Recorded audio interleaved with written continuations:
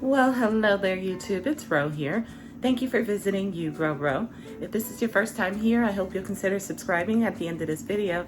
If you've been here before, thank you so much for coming back. I appreciate you. Today, I'm doing a video on a new gadget I got. I can't wait to show you in just a second.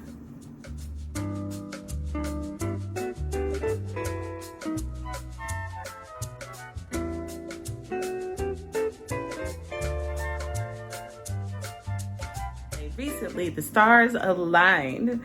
All sorts of things had to happen in order for this to come to fruition, and I was able to get a garden. I am now the proud owner of a Gardyn Home 4.0. I cannot believe it, but here we are. And so, of course, I wanted to bring you guys along with.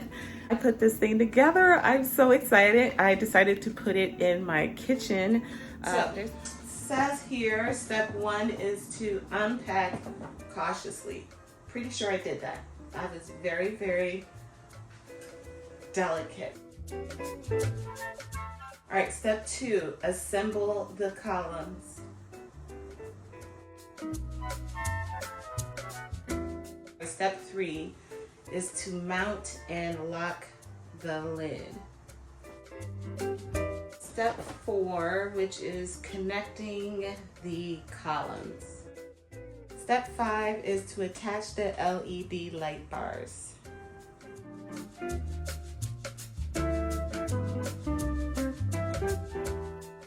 Step 6 is to mount the upper blades.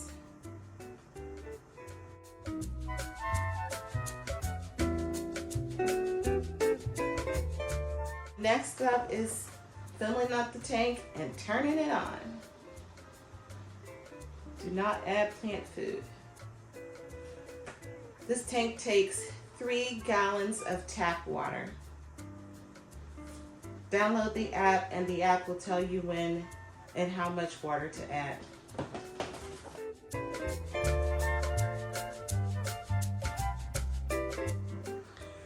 All right, now I put in my different pods. I think I got the chef blend, and each one has some cardboard on top of it.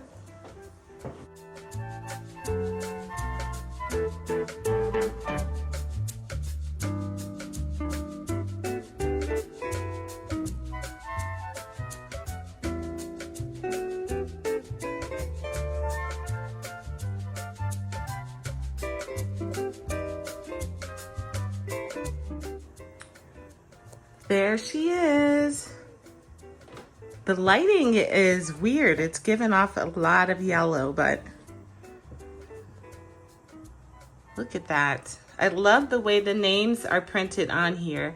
I'm gonna look into this. The book didn't say anything about these symbols. I may have to move things around. If that's the case, I will come back and tell you guys what those symbols mean and their importance. Okay. There's a few things I want to update you guys on.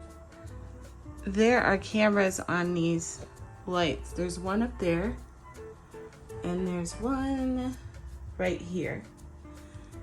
And those lights, these symbols, are for the cameras so that the cameras can read what's there. So I was right, they do have a significance, but not to me. And I think that probably only comes into play if you are taking advantage of the membership, which I am not. Also, they did have a section online where you could find out where's the best spot to put your plants, different ones. So I did move some things around. All right, it's going through its water cycle and I wanted to bring it in. Maybe you guys could hear it.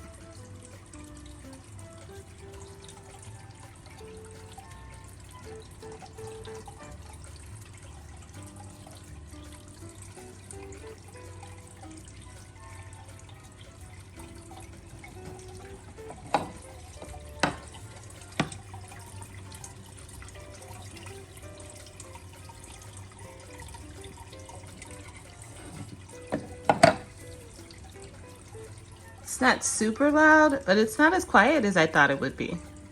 It's pleasant though, I like it. It's not a problem, it's not a deal breaker.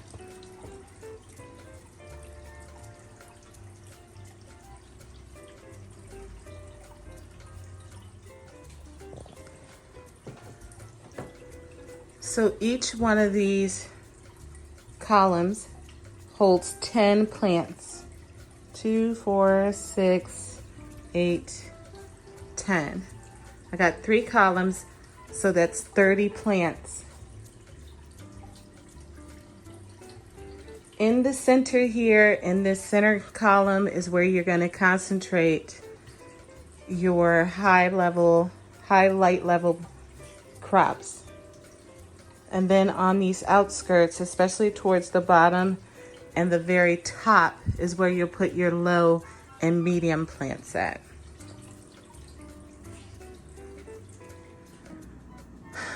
The setup was fairly easy, but I do want to show you guys, I took it apart because I want to show you something that tripped me up when I was doing this. And I didn't realize it until the water started working, and it didn't sound right.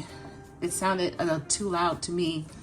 And so what I forgot, well, what I didn't understand was that in here, you need to connect that black tubing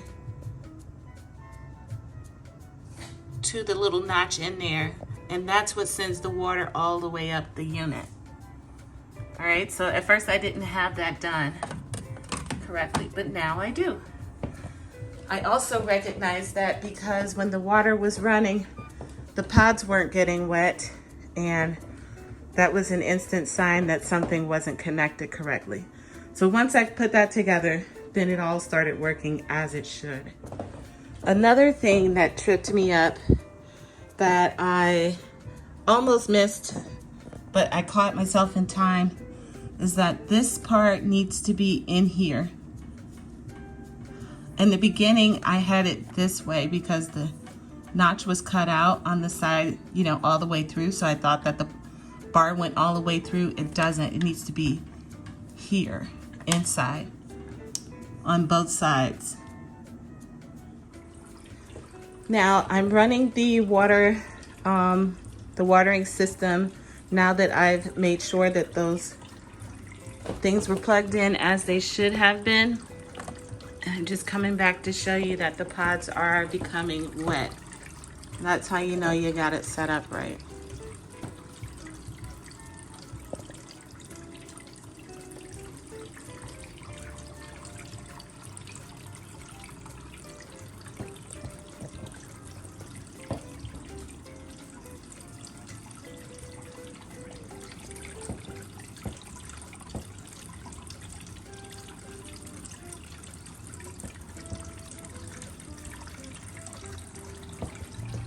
There is absolutely zero soil in this system. This is all hydroponic. And from what I understand, I'm not even gonna add any, I'm gonna add three-quarter teaspoons of that powdered plant food into that hole when I start seeing seedlings popping up. Until then, it's just water. But this unit is louder than I thought it would be. It's pleasant though, I like it. I mean, it's not disturbing me by any means, and I would love to have this just periodically turning on in my office. But being used to the AeroGarden, this is a cacophony.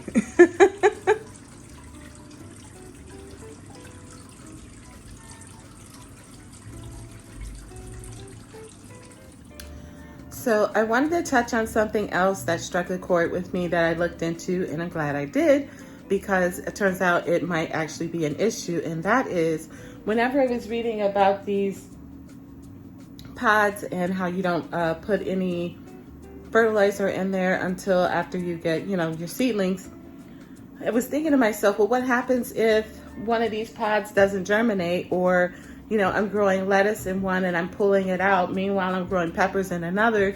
Am I not able to replace those pods?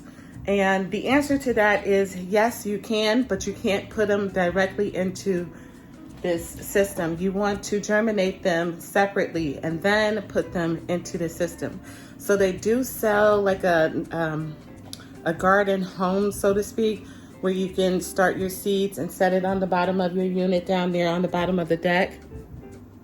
I can't get into the photo, but you could set your plants in there with some water, germinate them, get them to size, and then move them to this here. Now I was looking at the price of it. For me, it was a bit steep.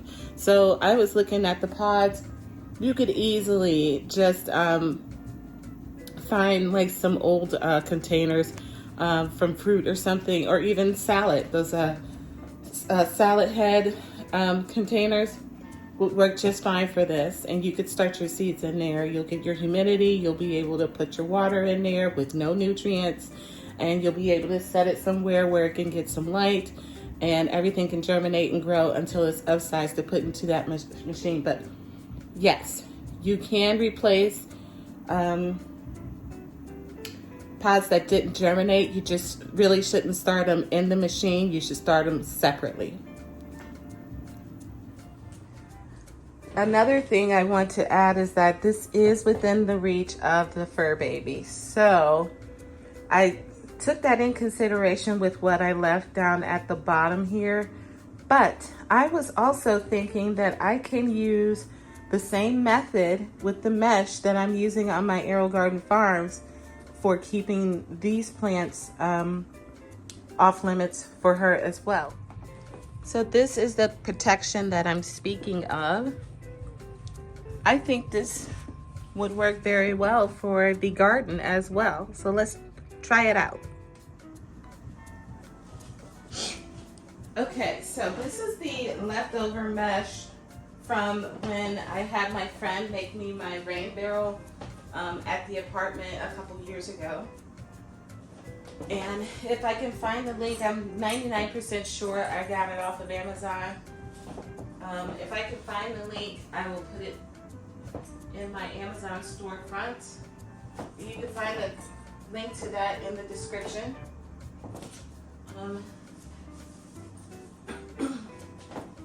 So this is just mesh, and here I have some clips. These were the clips I used to use when I used the hoops in my garden.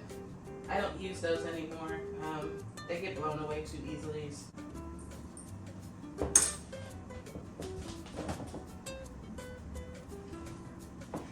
There we go.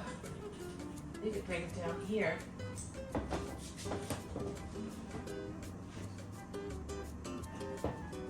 Yeah, to the floor I think is better. Okay.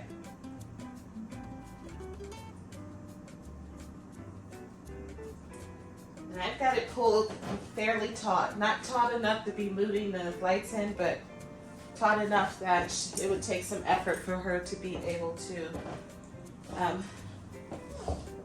get through here. So I'm just gonna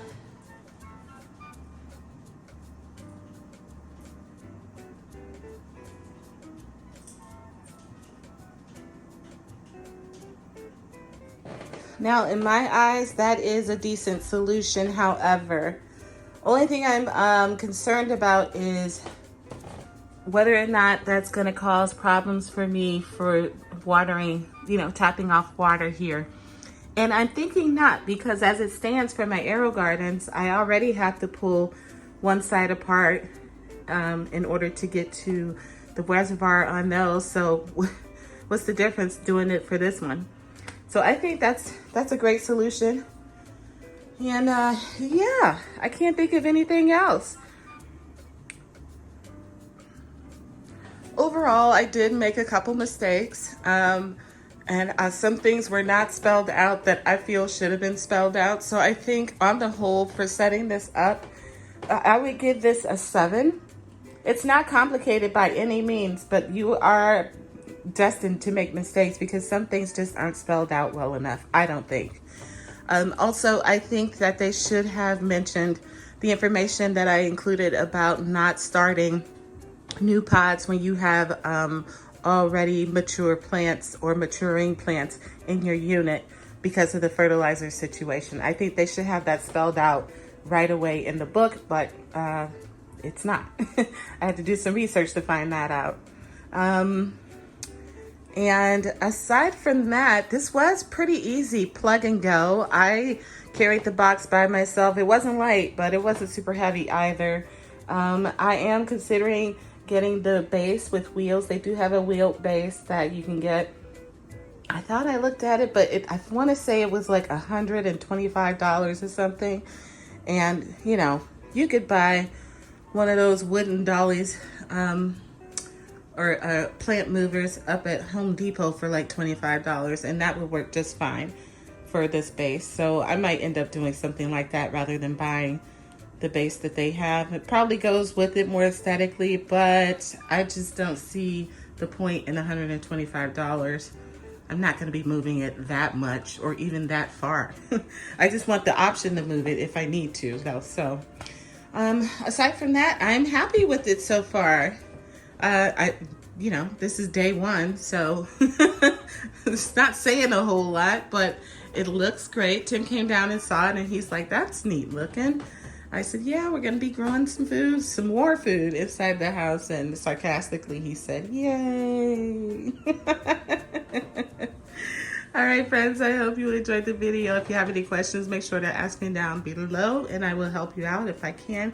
Until then, you guys be safe. I will see you in another video on another day.